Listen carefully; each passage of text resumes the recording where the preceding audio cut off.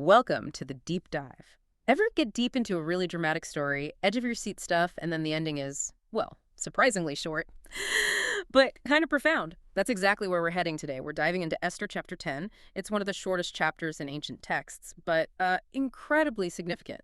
Think of this as a shortcut to some deep, timeless wisdom. Our mission here is simple.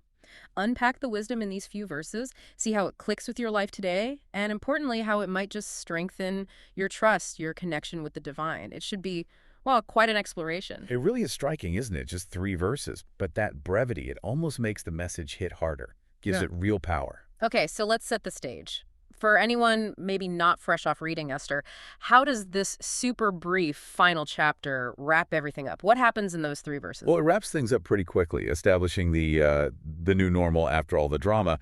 Verse 1 starts right off saying, King Ahasuerus, levied a tribute, basically a tax, across the whole empire, mainland, and islands. So stability returns, authority reasserted. Exactly. After the chaos with Haman, it shows the king's firmly back in control. Then, verse 2, and this is important, it says the king's powerful deeds and the full story of Mordecai's promotion, his greatness, were all written down, officially. Ah, in the royal chronicles, like the official history books of Media and Persia. Precisely. So their legacies were cemented. What they did mattered enough to be recorded for posterity in the records of this huge empire. Okay, got it. And verse 3, that's the one focused on Mordecai, right? Yes, and it's really the core of the chapter's message, I think. It shows Mordecai in his high position, second only to the king. He's respected by the Jewish people, accepted by them. But the crucial part is why. It says he was known for seeking the good, the prosperity of his people, and for speaking peace to all his seed. Speaking peace, what exactly does that imply here? It's more than just saying nice words. It really means ensuring their well-being, their security, advocating for a peaceful, stable future for the whole community, their descendants included. He was like a guardian of their peace and justice. That paints a really clear picture. But it is fascinating, isn't it? After all the palace drama, the life and death stakes, the story ends not with the king's glory, but focusing squarely on Mordecai. Why him? That shift seems intentional, like there's a deeper lesson here. Absolutely. That shift is where the real wisdom lies. It feels very deliberate. So these tiny verses hold some big lessons about leadership, about life, that still speak to us. It's way more than just history. Oh, definitely. Mordecai's story, especially how it concludes here, offers this really compelling model for living a meaningful life. First off, it screams that leadership is measured by your impact, not just your title or power. Okay, so he had huge power, second in command. Right, immense power. But the text doesn't focus on his perks or authority. It highlights how he used that influence, not for himself, but to protect and promote others, seeking their good, speaking peace. That's the key takeaway. It's about the effect you have on others. That makes sense. It's not the power itself, but what you do with it. Exactly. And second, flowing from that, your legacy is completely tied up in how you treat people. Yeah. The book ends with Mordecai, remembered for his faithfulness, his wisdom, his service to his people. Not the king, but Mordecai. Right. It's a strong reminder that character and how you serve others, that outweighs any position.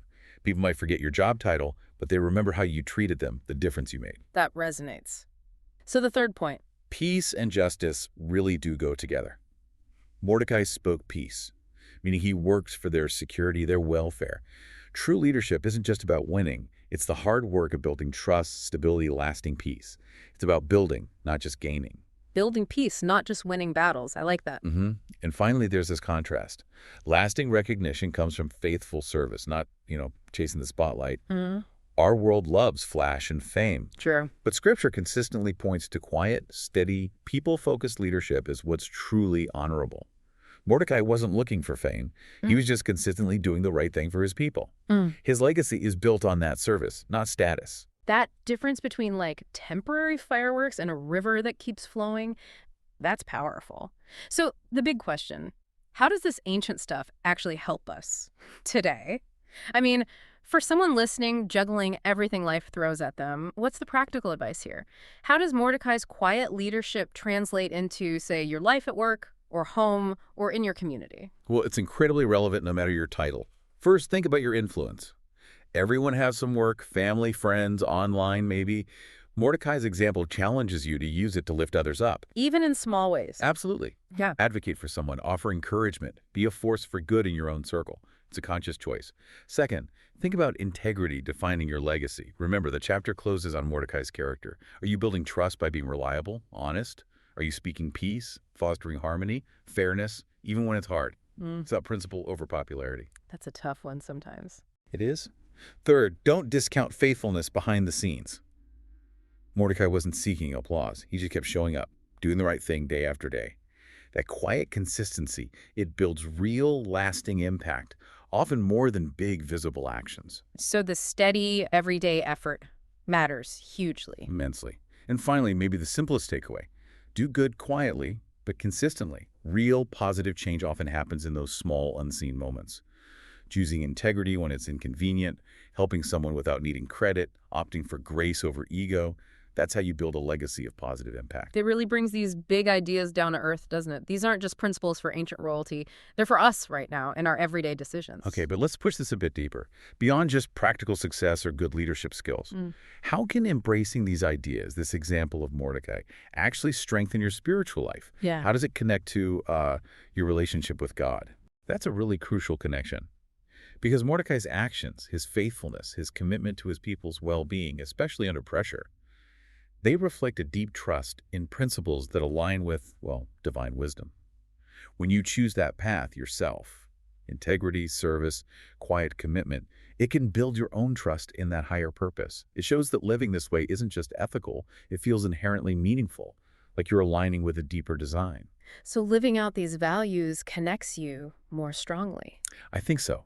And the fact that Scripture ends the book this way, highlighting Mordecai's humble, people-focused service, it suggests these are the qualities God values. It's not about earning favor, but by living these principles, serving wisely, seeking peace, staying faithful, you are actively aligning your life with spiritual values. Right. It becomes less about belief and more about action. Exactly. Your faith becomes a living thing guiding your choices.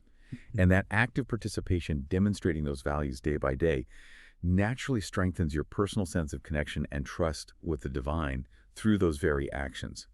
And what's just so fascinating here is how Esther chapter 10 finishes. It's not with a bang, not with the king's power, it's with this quiet, profound reminder. The legacy that truly matters is built on serving others wisely, seeking peace, and being faithful. In a world often chasing status and quick wins, Mordecai shows us a different way to lead, a different way to finish strong, a way that resonates on a much deeper, maybe even divine level. That really leaves us with something to think about. So the question for you listening is, how will you apply this information, this insight in your life, maybe even starting today? We really encourage you to continue your own deep dive on this.